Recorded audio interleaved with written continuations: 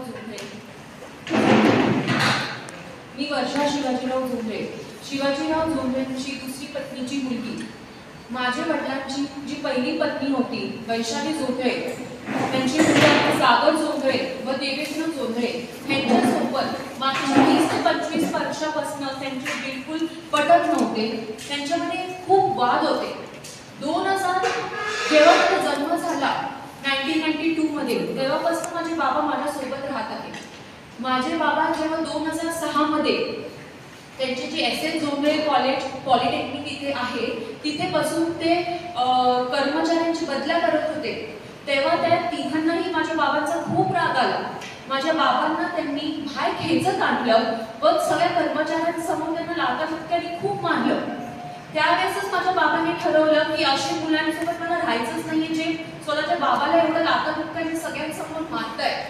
म्हणून त्यांनी त्यावेळेस ठरवलं की मी आता या फर्स्ट फॅमिली सोबत काही नातं ठेवणार नाही आणि मी त्या कॉलेजमध्ये पण कधी पाऊल ठेवणार नाही. म्हणून 2006 पासून माझ्या बाबांनी त्या कॅम्पसमध्ये कधीही पाऊल ठेवलं नाही. माझ्या बाबांनी त्यावेळेस ठरवलं की मी आता एक नवीन संस्था स्थापन करणार आहे, म्हणजे विघ्नहर्ता ट्रस्ट. विघ्नहर्ता ट्रस्ट त्यांनी स्थापना केली आणि हे जेवढे कॉलेजेस आहेत ते विघ्नहर्ता ट्रस्टच्या आतमध्ये आहेत. विघ्नहर्ता ट्रस्ट मध्ये जेव्हा ही कॉलेजची डेव्हलपमेंट केली ती माझ्या बाबा आणि माझ्या आईने मिळून केली. माझी आई IIT रुड़कीमधनं शिकलेली आहे. माझे बाबा जेव्हा हे सगळं काम करत होते तेव्हा त्यांच्या मुलांनी त्यांच्यावरती खोटे फायरिंगची केस, खोटी बलात्काराची केस, खोटी बाललैंगिक केस या सगळ्या केसेस केल्याने त्यांना खूप मानसिक त्रास दिला. त्याच्यातूनही माझ्या बाबांना निर्दोष मुक्त झालेली आहे. त्याचेही आपल्याकडे पुरावे आहेत.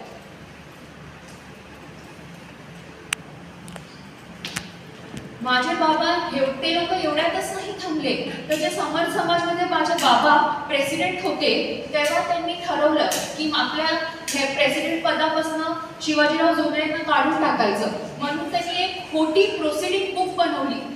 ट्रस्टची खोटी प्रोसिडिंग बुक बनवून त्यांनी ती चॅरिटीला सबमिट केली. जेव्हा माझ्या बाबांना या गोष्टीचं माहीत पडलं त्यांना खूप राग आला या गोष्टीचा, की म्हणून त्यांनी लगेच हायकोर्टात धाव घेतली आणि हायकोर्टात धाव घेता हायकोर्टाने CID मार्फत त्याची चौकशी व्हावी म्हणून असा आदेश दिला. CIDने जेव्हा पूर्ण चौकशी केली त्याच्या अंती त्याच्यात निघून आलं की त्यांनी फ्रॉड केला आहे आणि त्यांच्यावरती चार्जशीट ही दाखल झाली.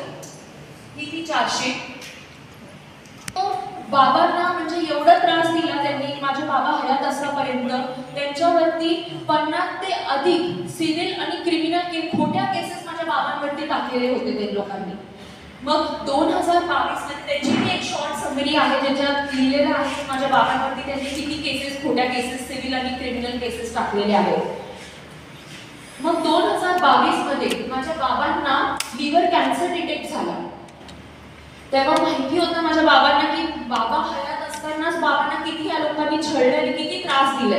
तर त्यांना माहिती होतं की त्यांचं काही बरं वाईट झालं तर ते माझ्या दुसऱ्या कुटुंबालाही जगू देणार नाही. म्हणून त्यांनी एक रजिस्टर्ड विल बनवली. ही ती रजिस्टर्ड विल आहे.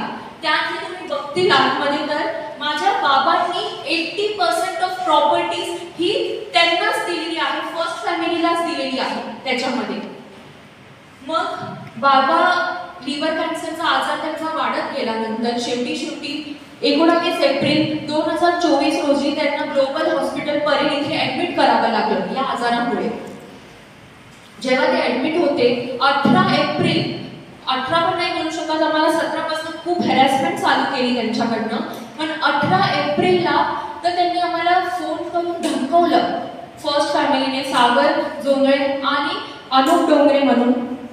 त्यांनी मला धमकवलं की जे बाबांचेकडे समर्थ समाजी ट्रस्ट आहे त्याचे जे गाड्या आहेत आणि जे त्यांचे प्रोसिडिंग बुक आहे ते आम्हाला आत्ताच्या आत्ता आणून दे, नाहीतर आम्ही तुझ्या आणि तुझ्या फॅमिलीवरती FIR करू आणि तुम्हाला जेलमध्ये टाकू.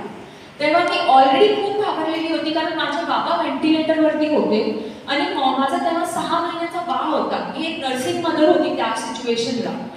तेव्हा माझ्या बाबांना एवढं मला टेन्शन असूनही मी रात्री 1 वाजता विष्णुनगर पोलीस स्टेशनच्या बाहेर जाऊन त्यांना त्यांच्या